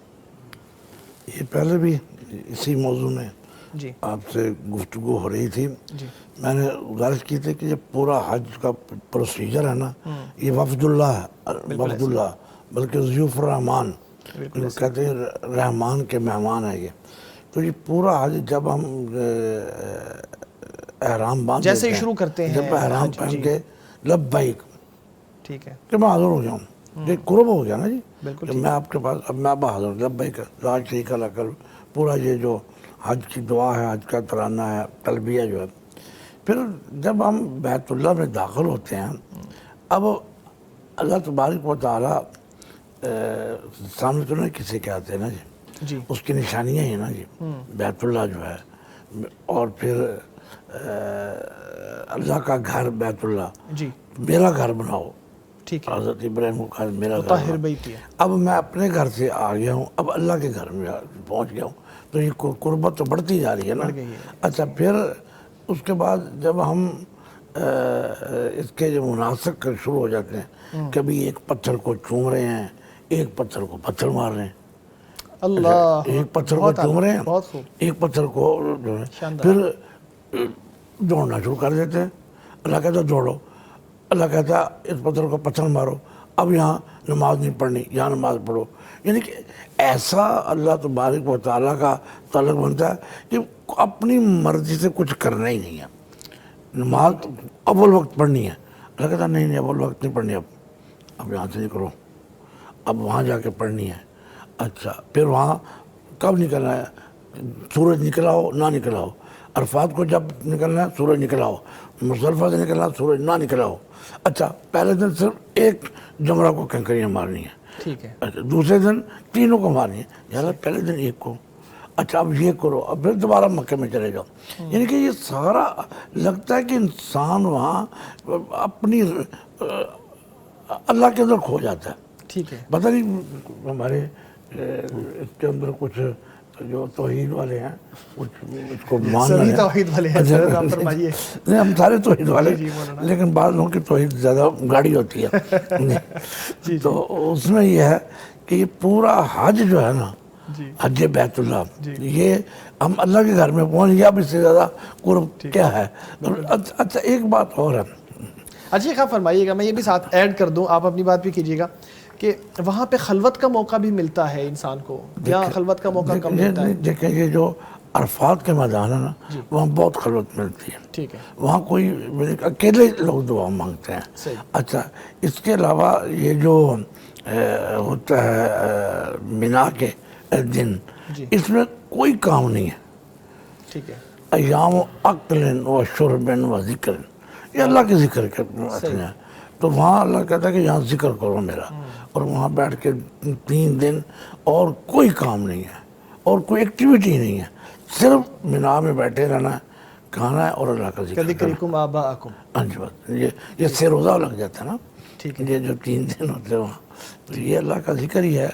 सही सही, जज़ाकल्लाह खैर। सवालात को शामिल करते हैं जो हमें यूट्यूब के ज़रिए मौसूल हुए हैं। भाई, ये सवाल है कि इंसान अपनी कब्र के लिए जगह रख सकता है और वहाँ पे मिट्टी इस तरह से रख दे कि देखने वाले समझें कि ये कब्र है, ताकि वो वहाँ कब्र न खो दे, क्या ऐसा करना दुरुस्त है? मुफ्ती अब्दुल वली साहब फरमाइए। इसकी 2 सूरतें बनती हैं जी। एक सूरत तो यह है कि बंदे की अपनी ज़मीन है, अपनी मिल्कियत है, उसमें अपने लिए कब्र को मुतय्यन कर देता है कि मैंने यहाँ दफन होना है। ठीक। इसकी तो गुंजाइश है, जवाज़ है। उम्मुल मोमिनीन आयशा रज़ी अल्लाह तआला अन्हा ने अपने घर में अपने लिए एक जगह मुकर्रर कर दी थी और फिर तरजीह दी अपने आप पर उमर फ़ारूक रज़ी अल्लाह तआला अन्हु को। ठीक। ये बात तो साबित है। अब दूसरी तरफ जो है, इन दूसरी किस्म वो ये है कि जो मुश्तरका कब्रिस्तान है, ठीक है, वक़्फ़ कब्रिस्तान है, जो मुसलमानों का आम कब्रिस्तान है, वहाँ पर ऐसा करना जायज़ नहीं है। एक तो ये है कि एक धोखा है, कब्र की शक्ल बना दी है, वो गोरकन को अब कुछ पैसे दे दिए हैं, कुछ कर दिया है, तो उसको बता दिया है कि इस तरह कब्र बनाओ, तो ये धोखा भी है। फिर ये भी है कि आपने कहाँ पे वफ़ात पाना है, ये कोई भी नहीं जानता। इस मुल्क के अंदर फौत होना है, इस शहर के अंदर कहाँ पे और कहाँ पे नहीं, कब्र नसीब होनी है कि नहीं होनी। तो इसलिए इसके लिए पहले ही कोई ऐसी चीज़ मुतय्यन करना 2 वजूहात की वजह से जायज़ नहीं है। यानी एक तो ये है कि ये धोखा है, और आम मिल्कियत में अपने लिए जब अभी फ़ौत नहीं हुए हो एक जगह को अपने लिए बंद कर देना, मुतय्यन कर देना और दूसरों से रोक लेना, ये वजह है। और दूसरा ये है कि पता ही नहीं होता कि कहाँ पर मरना है इंसान, फौत होना है। तो इसलिए ये दुरुस्त नहीं। जो गैर मुस्लिम ममालिक हैं, कुछ ममालिक दुनिया के ऐसे हैं कि जहाँ पे कब्रिस्तानों में जगह बहुत महंगी जगह है और वो बाकायदा ख़रीदना पड़ती है दफन करने के लिए। तो कुछ लोगों ने तो ऐसा सिस्टम बनाया है कि कुछ जगह ख़रीद के मुसलमानों के लिए वक्फ़ कर दी हैं, लेकिन कुछ लोग ये समझते हैं कि नहीं, मैं साहिब इस्तिताअत हूँ और मैं लोगों का जो ज़कात का माल है, जो इस तरह का माल है, उससे जगह ख़रीदी है, तो मैं ख़ुद अपनी कब्र ख़रीद लूँ। तो अगर आदमी कोई जगह ख़रीद ले इस नीयत से कि मुझे यहाँ पर दफन किया जाए, तो ये कैसा है? हाँ, ये तो फिर ठीक है, उसकी अपनी मिल्कियत हो गई ना। ठीक है। तो अपनी मिल्कियत में तयीन ये ठीक है। सही। अगर ये नहीं फौत हुआ तो इसके अकारिब में से कोई फौत होगा, इसके बुज़ुर्गों में से कोई किसी ने तो उधर फिर दफन होना ही। ठीक है, जज़ाकल्लाह खैर। अच्छा, आप अपने हज के हवाले से, मैं चाहता हूँ वो भी चीज़ें हम साथ साथ लेके चलें, सवालात भी साथ साथ चल रहे हैं, फरमाइएगा। अल्लाहु अकबर। तो हज का ये सफ़र जो है, जब पहली दफ़ा बंदा जाता है ना, तो उसके लिए तो बहुत अजीब होता है जी। यानी हर चीज़ उसके लिए नई। और फिर जो आमाल हज ये अदा किए जाते हैं, अल्लाह अकबर। तो बंदा ये मुतरविया को जब मिना जाता है, देखता है एक इंसानों का एक समुंदर उमड़ आया है, उसकी तरफ बसें जा रही हैं, पैदल जा रहे हैं, और एक अजीम शान काफ़िला जो है ना उसकी तरफ जा रहा होता है। तो इसको देख के वो जो है ना دور نبوی کا جو ایک حج تھا وہ بھی یاد آ جاتا ہے کہ اللہ کے نبی صلی اللہ علیہ وسلم ان وادیوں سے گزرے ہیں، یہاں پہ آپ نے پڑاؤ ڈالا ہے، پھر وہاں پر رہنا. اور ہمارے لیے ایک زیادہ باعث اطمینان بات یہ تھی کہ وہ ذکر، اذکار، دعائیں وغیرہ یہ تو ہوتی تھی، لیکن جو مسائل بندے پہ نام پڑ جائے نا، یہ مفتی ہے، یہ فتویٰ دیتا ہے، یہ عالم ہے، تو اس کے ثواب میں نا میں سمجھتا ہوں کہ ثواب اس کا ڈبل ہو جاتا ہے. بالکل ایسا ہی ہے. لوگ اس سے مسائل پوچھتے ہیں، چھوٹے مسائل، بڑے مسائل، نماز کے، حج کے وغیرہ. تو اس سلسلے میں اللہ سبحانہ و تعالیٰ نے ہم سے یہ کام بھی لیا. لوگ وہ جو تھا گروپ، اس میں نا مسائل پوچھتے تھے، مختلف مکاتب فکر کے لوگ تھے، لیکن مسائل پر وہ اعتماد کرتے تھے. یہ ایک یادگار چیز تھی میرے لیے. اور پھر اللہ تعالیٰ نے وہ حج کرا دی. جزاک اللہ خیر. یہ 2023 میں، یعنی آپ تو ماشاءاللہ ریسنٹلی وہاں سے ہو کے آئے ہیں. مجھے بریک پہ بھی جانا ہے. میں چھوٹا سا ایک سوال مفتی نعمان فاروقی صاحب سے کر لوں. سننے کو ملتا ہے کہ انسان جب حج یا عمرے کے لیے جاتا ہے اور بیمار ہو جاتا ہے تو لوگ کہتے ہیں کہ اس کے گناہ بہت زیادہ ہیں. اس کی کیا حقیقت ہے؟ قرآن و سنت میں تو اس بات کی کوئی دلیل نہیں ہے، بلکہ اگر اس کے برعکس دیکھیں تو یہ ہے کہ اللہ تعالیٰ فرماتے ہیں جب بندہ کوئی بیمار ہوتا ہے نا تو فرشتوں سے پوچھتے ہیں کہ یہ میرا بندہ تھا، اس کو میں نے ایک قید میں رکھا ہے، یعنی بیماری کی قید میں، تو اب میں اسے میں نے اس کے گناہ سارے بخش دیے ہیں. اور دوسری حدیث میں یہ ہے کہ جب کوئی بندہ بیمار ہوتا ہے تو اللہ تعالیٰ شفا دیتے ہیں اسے، تو اس دوران سارے اس کے گناہ معاف کر دیے جاتے ہیں. ٹھیک ہے. تو حج یا عمرہ یہ خود جو ہے گناہ معاف کرنے کے لیے کافی ہے. تو اگر کوئی بیمار ادھر ہو جائے تو مزید سمجھیں جو تھوڑے بہت رہ گئے تھے وہ بھی معاف ہو گئے. بالکل ٹھیک ہے. یعنی کچھ حقیقت پہ نظر آ رہی ہے بات میں کہ کچھ گناہ رہ گئے تھے جس کی وجہ سے بیمار کیا گیا کہ یہ بھی معاف ہو جائے. ہاں یہ بھی معاف ہو جائے. سوال کیا کیا تھا انہوں نے؟ یہ سوال یہ ہے شیخنا کہ کہتے ہیں کہ جو انسان حج کے کر کے واپس آ جاتا ہے اور بیمار ہو جاتا ہے، حج کے بعد بیمار ہو جاتا ہے، تو کہتے ہیں کہ اس کے گناہ بہت زیادہ تھے.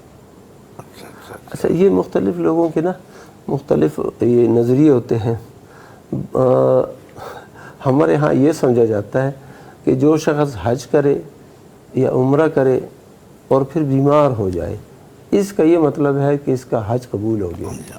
ہمارے ہم یہی ہے، اس کا حج قبول ہو گیا، اس کا عمرہ قبول ہو گیا. تو یہ کیا شرعی حیثیت اس کی ٹھیک ہے؟ یہ بھی ایک حسن ظن ہے، نیک فعلی ہے جو جی. جزاک اللہ خیر. ناظرین چھوٹا سا وقفہ لیتے ہیں، وقفے کے بعد انشاءاللہ حاضر ہوتے ہیں. میں جنت کی ٹھنڈی ہواؤں میں ویلکم بیک ناظرین. یہ پروگرام جاری ہے اور ہمارے ساتھ مفتیان کرام موجود ہیں. ٹیلی فون کالز کے ذریعے بھی آپ سوالات اپنے پوچھ سکتے ہیں، مسائل کے حوالے سے آگاہی حاصل کر سکتے ہیں. جن چیزوں میں آپ کو کنفیوژن ہے، کل عرفات کا دن ہے، اسی طرح حج کے مسائل ہیں، جو لوگ وہاں پہ ہمیں دیکھ رہے ہیں عرفات کے میدان سے یا منا کے میدان سے یا مکہ مکرمہ سے یا دنیا بھر سے، سبھی کالز کر کے ہمیں جوائن کر سکتے ہیں اور اپنے جو دینی رہنمائی ہے اس کے لیے رجوع کر سکتے ہیں. ہمارا ٹیلی فون نمبر ہے 04211170000 یعنی 04211170000. اس نمبر پر اور یوٹیوب کمنٹس کے ذریعے بھی آپ اپنے جو مسائل ہیں وہ ہمارے ساتھ شیئر کر سکتے ہیں. میں انہی مسائل کی طرف آتا ہوں جو ہمیں یوٹیوب کے ذریعے پوچھے گئے ہیں. خواب کی تعبیر پوچھنا کیسا ہے اور شگن والے یا سگن والے خواب کی نشانی کیا ہوتی ہے؟ مفتی نعمان فاروقی صاحب فرمائیے گا. جی، خواب پوچھنا ایسا ہے کہ نبی کریم صلی اللہ علیہ وسلم جب فجر کی نماز پڑھاتے تھے تو آپ صحابہ کرام رضی اللہ عنہم کی طرف جب اپنا رخ انور فرماتے جی تو آپ پھر فرمایا کرتے تھے کہ مجھے اپنے خواب بیان کرو. جی. پھر آپ صلی اللہ علیہ وسلم اس کی تعبیر بتاتے تھے. تو یہ یعنی آپ کی مبارک زندگی میں یہ آپ کا ایک معمول تھا. تو اس کا مطلب ہے کہ تعبیر جاننا یہ بالکل جائز ہے. اور تعبیروں میں نہ کچھ بتایا جاتا ہے. تو اگر ہم وہ خواب بیان ہی نہ کریں تو پھر ہم کیسے جان پائیں گے کہ اس میں کیا ہمیں بتایا گیا ہے؟ کیونکہ بعض اوقات ہم سمجھ رہے ہوتے ہیں کہ یہ غلط کام ہوا ہے، خواب میں جو دیکھا ہے یہ غلط ہے، یہ ایسے ہے یا ویسے ہے، لیکن وہ اس کی تعبیر بڑی شاندار ہوتی ہے. ایک شخص نے دیکھا کسی کے بارے میں نا کہ وہ مسجد میں پیشاب کر رہے ہیں. ٹھیک. اچھا، وہ جو تعبیر کرنے والے تھے نا تو انہوں نے بڑی شاندار تعبیر کی جی کہ اللہ تعالیٰ آپ کو بیٹا دے گا اور وہ بڑا نیک ہوگا، مسجد سے اس کا دل لگا ہوگا۔ اب بظاہر پیشاب کرنا مسجد میں کتنی عجیب سی خواب لگتی ہے، لیکن اس کی تعبیر اور واقعتاً ایسے ہوا۔ صحیح ان کو جو اللہ نے بیٹا دیا وہ اب بھی موجود ہیں اور بڑے نیک انسان ہیں، مسجد میں ان کا دل لگا رہتا ہے، مسجد میں رہتے ہیں۔ اچھا، یہ اچھے خواب کی نشانی کیا ہوتی ہے، یہ بھی انہوں نے پوچھا۔ جی، اچھے خواب کی نشانی یہ ہوتی ہے کہ دیکھیے یہ بشارت ہوتی ہے اور یہ اللہ تعالیٰ کی طرف سے ہوتی ہے۔ جو ڈرونے خواب ہوتے ہیں وہ شیطان کی طرف سے ہوتے ہیں، ٹھیک ہے، اور باقی 3 قسمیں ہیں نا، ایک اضغاث و احلام ہے، یعنی پراگندہ خیالات کہ انسان ایسے ہی اڑ رہا ہے، کوئی ایسا خیال جس کا کوئی تصور بھی نہیں، یعنی جو آدمی سوچتا رہتا ہے، ہاں سوچتا رہتا ہے، اور جو ویسے خیالات آتے رہتے ہیں، سوچے نہ بھی تو بھی ایسے خیالات جو ہیں جن کا مقصد کوئی نہیں ہوتا، تو ایک وہ ہوتے ہیں، ان کی تو کوئی حیثیت نہیں ہے۔ جو شیطان کی طرف سے وہ ڈراتا ہے، شیطان ڈرانے والا، اور ایسی چیز کہ اسے خوف محسوس ہو، تو اس کا حل نبی صلی اللہ علیہ وسلم نے یہ فرمایا، اپنی بائیں طرف تھتکار لے، اعوذ باللہ من الشیطان الرجیم پڑھ کے بائیں طرف تھتکار لے، تو یہ انشاءاللہ وہ ٹھیک ہو جائے گا۔ ٹھیک ہے، اور باقی جو اچھے خواب ہیں وہ بتانے بھی چاہیے، وہ پوچھنے بھی چاہیے، اور ان کی طرف آگے بھی آنا چاہیے۔ بالکل ٹھیک ہے جی، جزاک اللہ خیر جی۔ اگلے سوال کی طرف بڑھتے ہیں۔ فرماتے ہیں جی، نماز میں سلام پھیرنے کے بعد بات کرنے سے نماز کیا ٹوٹ جاتی ہے؟ مولانا آپ فرمائیے گا۔ مجھے سوال ہی سمجھ نہیں آ رہی ہے اچھا، کہ نماز سلام پھیرنے کے بعد بات کرنے سے، میرے خیال میں وہ کہنا یہ چاہتے ہیں کہ کہنا یہ چاہتے ہیں نماز کے بعد ذکر و اذکار کرنے سے پہلے کوئی اپنی باتیں شروع کر دے آدمی۔ اچھا، میرے خیال میں جی یہی ہے یہی سوال۔ مجھے جو سمجھ آئی ہے وہ مفتی عبدالولی صاحب فرمائیے۔ ہاں اس طرح ہے کہ ایک شخص ہے، اس کو یہ خیال آیا کہ یہ نماز مکمل ہو گئی ہے، ٹھیک ہے، 2 رکعت پہ 3 رکعت پہ اس نے سلام پھیر دیا، ٹھیک ہے، اب باتیں بھی کر لی، اب اس یاد آیا کہ 1 رکعت تو رہ گئی ہے یا 2 رکعتیں رہ گئی ہیں، اب یہ کھڑا ہوتا ہے مزید 2 رکعتوں کو پورا کرنے کے لیے، 1 رکعت جو رہ گئی ہے، تو اس نے تو باتیں کی ہے، سلام پھیرنے کے بعد باتیں کی ہے، ان باتوں کی وجہ سے نماز فاسد ہو جاتی ہے کہ نہیں ہوتی؟ اگر یہ مقصد ہے تو اس کا جواب یہ ہے کہ اس طرح کی باتوں سے نماز فاسد نہیں ہوتی، بلکہ یہ تو نبی صلی اللہ علیہ وسلم کے زمانے میں آپ صلی اللہ علیہ وسلم نے 4 رکعت والی نماز 2 رکعت کر کے 2 رکعت پڑھائی، ٹھیک ہے، تو وہ پھر سلام پھیر کے نا سامنے جو ایک ستون تھا اس کی طرف ٹیک لگایا، جیسے ایک غصے کی حالت میں ہے، تو کسی نے بھی نا جرأت نہیں کی کہ یہ نماز 2 رکعت ہو گئی ہے، کیا یعنی وہ ہیبت اور عمر رضی اللہ عنہ موجود تھے، ابو بکر رضی اللہ عنہ وہاں پر موجود تھے، تو ایک صحابی جسے ذوالیدین کہا جاتا تھا، اس نے کہا کہ اے اللہ کے رسول، یہ نماز کم ہو گئی ہے، رکعتوں میں کمی آ گئی ہے، یا آپ بھول گئے ہیں؟ جی، تو اللہ کے نبی صلی اللہ علیہ وسلم نے فرمایا نہ نماز کے اندر کمی آئی ہے اور نہ ہی میں بھولا ہوں۔ پھر آپ صلی اللہ علیہ وسلم کو کچھ تھوڑی سی نہ تشویش لاحق ہوئی، تو صحابہ سے پوچھا کیا ذوالیدین سچ کہہ رہا ہے؟ تو پھر صحابہ نے کہا جی ہاں، آپ نے 2 رکعت نماز پڑھائی۔ پھر اللہ کے نبی صلی اللہ علیہ وسلم نے رخ پھیرا اور 2 رکعت مزید پڑھا کے پھر سلام پھیر دیا، سجدہ سہو کر کے، سجدہ سہو کر کے 2 سلام پھیر دیے، تو اب یہ باتیں ہو گئی ہیں درمیان میں، لیکن نماز ختم نہیں ہوئی۔ تو یہ باتیں اصلاح نماز کے لیے ہے یا بنا پر عدم علم کی سرزد ہو چکی ہیں، تو اس سے نماز فاسد نہیں ہوتی۔ جزاک اللہ خیر۔ اچھا، ویسے بھی اگر یہ مقصد نہ ہو اور سوال یہ ہو کہ نماز ختم کرنے کے بعد ذکر اذکار سے پہلے اگر کوئی بات چیت کر لے تو کوئی حرج نہیں، اس میں کوئی حرج نہیں، اور نماز مکمل ہے، نماز سلام پھیرنے کے ساتھ ہی مکمل ہو گئی ہے۔ ہاں جی، یعنی سلام پھیرتے ہی اٹھ جائے، دوسرے کام جو چاہیں، اور تحلیل و تسلیم، نماز کی تحریم اللہ اکبر سے ہے اور اس کی تحلیل جو ہے نا وہ السلام علیکم ورحمۃ اللہ سے ہے۔ اس کے بعد یہ نماز سے نکل گئے، اب وہ بات کرے، ذکر کرے، اذکار کرے، دعائیں مانگے، اس کی اپنی مرضی ہے۔ جزاک اللہ خیر جی۔ ہم اپنے جو حج کے موضوعات ہیں اس کی طرف بھی چلتے ہیں، تو اس حوالے سے بھی ایک سوال ہے کہ جو حج کے دوران نمازیں پڑھی جاتی ہیں، کیا ان کو قصر کے ساتھ پڑھنا چاہیے یا ان کو مکمل کر کے پڑھنا چاہیے؟ اس حوالے سے فرمائیے گا۔ جی، جو حج کے ایام میں مثلا منا میں جو نمازیں پڑھی جاتی ہیں، عرفات میں، مزدلفہ میں، یہ نمازیں تو قصر کے ساتھ ہی پڑھی جائیں گی۔ منا کے اندر رہتے ہوئے اہل مکہ بھی وہ بھی قصر کر کے ہی پڑھیں گے۔ یہ اللہ کے نبی صلی اللہ علیہ وسلم کی سنت ہے، اور یہی طریقہ ابو بکر صدیق رضی اللہ عنہ کا تھا، یہی طریقہ عمر رضی اللہ عنہ کا تھا، یہی طریقہ دیگر صحابہ کرام کا تھا۔ وہ عبداللہ بن مسعود رضی اللہ تعالیٰ عنہ فرماتے ہیں کہ عثمان رضی اللہ عنہ نے نا بعد میں 4 رکعت نماز پڑھائی، تو انہوں نے پیچھے نماز پڑھی، لیکن بتا دیا کہ اللہ کرے کہ میری وہ 2 رکعتیں قبول ہو، 4 کے بجائے 2 ہی قبول ہو۔ والخلاف شر ہاں جی، اور پھر کسی نے کہا کہ آپ پڑھ بھی رہے ہیں، امیر کے پیچھے نماز بھی پڑھ رہے ہیں اور ساتھ یہ بھی کہہ رہے ہیں، تو پھر نہ پڑھو۔ تو انہوں نے کہا الخلاف شر، بہت خوبصورت، اختلاف پیدا کرنا بالخصوص حاکم اور محکوم اور رعیت کے درمیان اس طرح کا اختلاف پیدا کرنا یہ شر ہے۔ یہ میرے امیر ہے، اس کے پیچھے میں نماز پڑھوں گا، لیکن جو مسئلہ ہے مسئلے کو چھپایا نہیں، مسئلے کو بھی واضح کر دیا اور نماز بھی پڑھی۔ تو یہ مسلمانوں کا، اہل ایمان کا یہ طریقہ ہے کہ وہ حاکم کے خلاف نہ تو خروج کرتے ہیں، نہ بغاوت کرتے ہیں، اور نہ ہی ان کے خلاف کوئی شور و شغب کرتے ہیں، لیکن جو مسئلہ ہوتا ہے اس پہ خاموش نہیں رہتے۔ ابو سعید خدری رضی اللہ تعالیٰ عنہ، وہ صحیح مسلم کی حدیث ہے، وہ مروان نے کیا کیا کہ خطبے کو مقدم کیا نماز عید پر، تو کسی نے کہا کہ یہ نہیں ہے طریقہ، آپ پہلے نماز پڑھائے اس کے بعد خطبہ عید دے۔ تو اس نے کہا نہیں، اب ہم ایسے کریں گے، لوگ پھر بیٹھتے نہیں ہیں۔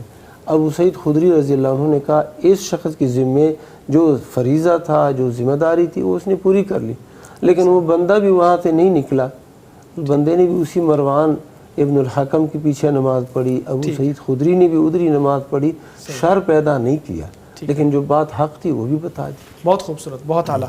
اچھا مولانا یہ فرمائیے گا، جو عرفات کے میدان میں ہم جو ذکر اذکار کرتے ہیں اس حوالے سے کہ کون سا ذکر اس حوالے سے سب سے زیادہ افضل ہے، اور جو نمازیں ہیں اس دن کی ان کو کیسے ادا کیا جاتا ہے؟ نمازیں تو وہی بتایا، ظہر اور عصر اکٹھی کرنی ہے۔ ٹھیک ہے، تو دعا وہی جو انبیاء کا ذکر ہے، ہاں جی، لا الہ الا اللہ وحدہ لا الہ الا اللہ وحدہ لا شریک لہ لہ الملک وله الحمد وله كل شيء، وہی جو نماز کے بعد ذکر ہے وہی ہے۔ البتہ یہ کیونکہ ہم پاکستان کے لوگ وہاں جاتے ہیں، وہاں خیموں میں یہ بحث بماسا شروع ہو جاتا ہے۔ خیموں میں وہ کہتے ہیں کہ جب امام کے پیچھے پڑھیں گے نا تو پھر تو ہم قصر کریں گے، لیکن جب وہ خیموں میں پڑھتے ہیں نا پھر بعض احباب پوری پڑھتے ہیں۔ ٹھیک ہے، تو وہ جیسے وہ حضرت عثمان کا جو واقعہ رضی اللہ تعالیٰ عنہ کو بنایا، اس میں طولہ کما طولت عائشہ، حضرت عائشہ رضی اللہ تعالیٰ کا یہ موقف تھا کہ قصر کرنی ہے قصر کر لی جائے، پوری کرنی ہے تو پوری کر لی جائے، ان کا یہ موقف تھا حضرت عائشہ رضی اللہ تعالیٰ عنہ کا۔ تو وہاں یعنی کہ اختلاف پیدا کرنا مناسب نہیں ہے، مطلب خیمے میں بھی اگر کوئی آپ سمجھتے ہیں کہ وہ پوری پڑھا رہا ہے، کوئی آدمی پوری پڑھا رہا ہے، تو وہاں شور نہ کریں، تو کہیں کہ اپنے علیحدہ 2 پڑھ لی جائیں، تو یہ الگ ہے۔ لیکن ہمارے اکثر وہاں چونکہ پاکستان کے گروپ جاتے ہیں نا، اس میں مختلف قسم کے عقائد کے لوگ ہوتے ہیں، وہاں اکثر یہ معاملہ پیش آتا ہے کہ وہ کہتے ہیں کہ ہم نے امام کے پیچھے قصر پڑھنی ہے، جب ہمارا اپنا امام ہوگا ادھر ہم پوری پڑھیں گے۔ ٹھیک، حالانکہ قصر ہی کرنا چاہیے، بہتر ہے۔ صحیح۔ اب تو وہاں پہ فیسلٹیز ایسی بھی موجود ہیں کہ خطبہ تو کم از کم لائیو سن سکتے ہیں، ریڈیو کے اوپر آ رہا ہوتا ہے، ٹیلی ویژنس کے اوپر آ رہا ہوتا ہے، موبائل کے ذریعے سن سکتے ہیں، بلکہ اب تو یہ سروس بھی پیغام ٹی وی بھی پرووائڈ کر رہا ہے کہ لائیو اردو ترجمہ ہوتا ہے، اور اسی طرح ڈفرینٹ زبانوں میں وہاں پہ ایف ایم کے اوپر بھی آپ چلا کے سن سکتے ہیں۔ مفتی نعمان فاروقی صاحب، میں آپ کی طرف آتا ہوں، تو قرب الہی اور جو عرفات کا دن ہے بالخصوص، اس حوالے سے آپ فرمائیے گا کہ ان دونوں کو کیسے لے کے چلنا چاہیے، یا اس کو کیسے استعمال کرنا چاہیے کہ قرب الہی بہترین طریقے سے حاصل ہو جائے؟ اچھا، اصل میں دیکھیے، بندے اور خالق کے درمیان جو چیز حائل ہے نا وہ گناہ ہے۔ بہت خوب۔ ہمارے اور ہمارے خالق کے درمیان جو چیز حائل ہے، جو ہمیں اس کا قرب نہیں لینے دیتی، یہ سعادت ہم سے دور رہتی ہے، وہ ہمارے گناہ ہیں۔ جس طرح حدیث میں بھی ہے ایک دعا میں کہ وہ گناہ جو میرے اور تیرے درمیان حائل ہیں ان سے پناہ مانگتا ہوں۔ اس کا مطلب ہے کہ گناہ ہمارے اللہ کے درمیان حائل ہوتے ہیں، تو جس قدر یہ کم ہوتے جائیں گے اسی قدر اس کا قرب ملتا جائے گا۔ اور یہ جو عرفہ کا دن ہے، اس حوالے سے تو اللہ تعالیٰ کا خصوصی ایک پیکیج ہے کہ اعلان ہے کہ اللہ تعالیٰ جتنے اس دن میں بندوں کو گناہوں سے معاف کرتا ہے، جہنم سے رہائی نصیب کرتا ہے، اتنے اور کسی دن میں نہیں کرتا. کسی دن میں نہیں کرتا. ٹھیک ہے. تو اس کا مطلب ہے وہ جو رہائی ہوتی ہے نا، وہ گناہوں سے بخشش کی صورت میں ہوتی ہے. ایسے سمجھیں ان کے گناہ معاف ہوئے ہیں تو وہ جنت کے قابل ہوئے اور جہنم سے انہوں نے رہائی پائی. صحیح. تو اس کا مطلب یہ ہے کہ کل کا جو دن ہے اس اعتبار سے بڑا اہم ہے کہ ہمارا یہ تصور ہونا چاہیے کہ اس دن گناہ معاف کیے جاتے ہیں. ٹھیک. اپنی تاریخ کو دیکھیں تو 9 ذی الحجہ اور یہ دیکھیں تو کل ہے.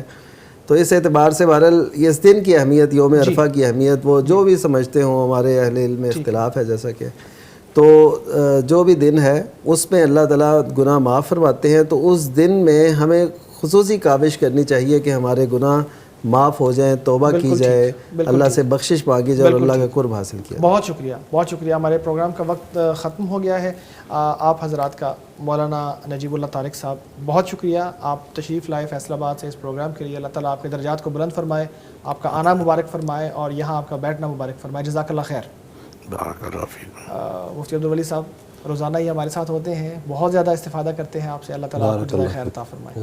مفتی نعمان فاروقی صاحب، آپ بھی ہمارے ساتھ رہتے ہیں. اللہ تعالیٰ آپ کو خوش رکھے اور درجات بلند فرمائے. ناظرین، آج کا دن حج کی ابتدا کا دن ہے اور کل عرفات کا دن ہے. حجاج کو دیکھیے بھی اور دعائیں بھی کیجئے کہ اللہ تعالیٰ ان کے حج کو قبول فرمائے، اور جتنے دیکھنے والے ہیں، دل میں چاہت رکھنے والے ہیں، اللہ سب کو بار بار وہاں پہ حاضری اور حج نصیب فرمائے اور حجاج کرام سے ان کا حج قبول فرمائے. اور دعائیں کیجئے ساری امت اسلامیہ کے لیے. اور کل کا دن جو خصوصی دن ہے اس میں روزہ بھی رکھیے اور اللہ سے دعائیں کیجئے کہ 2 سال کے گناہ معاف فرما دے، جیسا کہ نبی اکرم صلی اللہ علیہ وسلم کی حدیث مبارکہ میں آتا ہے. مجھے اجازت دیجیے، انشاءاللہ کل آپ سے ملاقات ہوتی ہے. السلام علیکم ورحمۃ اللہ وبرکاتہ. لبیک اللہم لبیک، حرم کی مقدس فضاؤں میں گم ہوں میں، جنت کی ٹھنڈی ہواؤں میں گم ہوں، حرم کی مقدس فضاؤں میں گم ہوں.